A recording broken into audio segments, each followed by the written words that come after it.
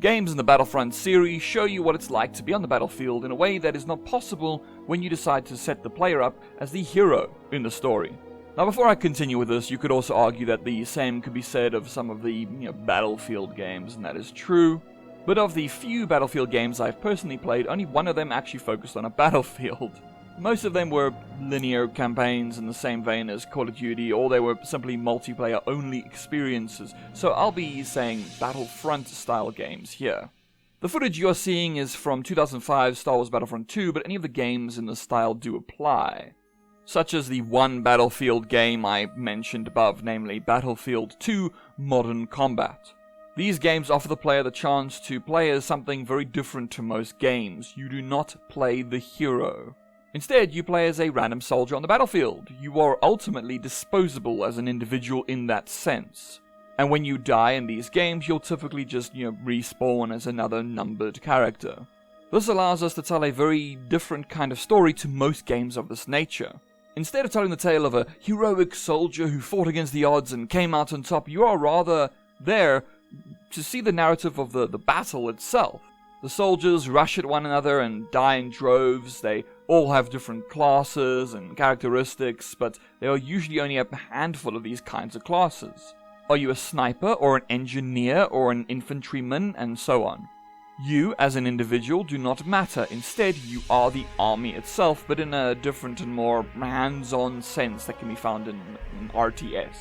In an RTS game, such as like Age of Empires or Warcraft, you are effectively playing as a general who commands their troops, but here, you are the regular droves who go to their deaths in incredible numbers.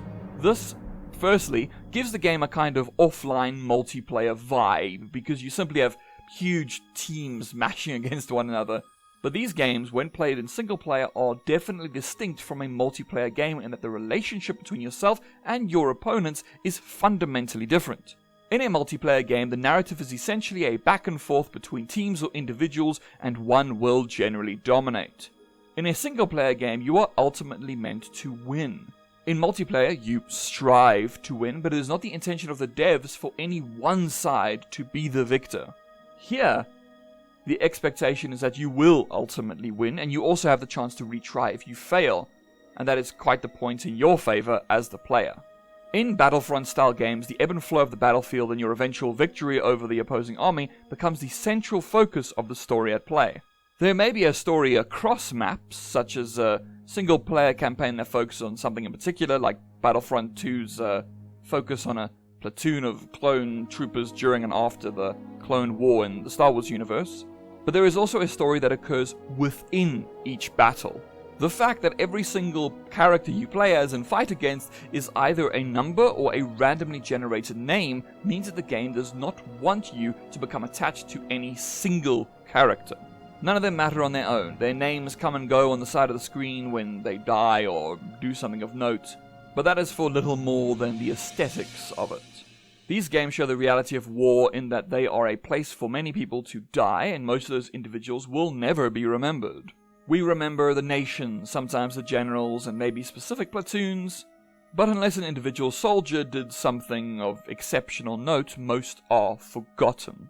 The only game I have really seen that tried to make a point with this was Battlefield 1. In one of the missions, you play as a regiment, and whenever you die, that person's name, date of birth, and death date are displayed.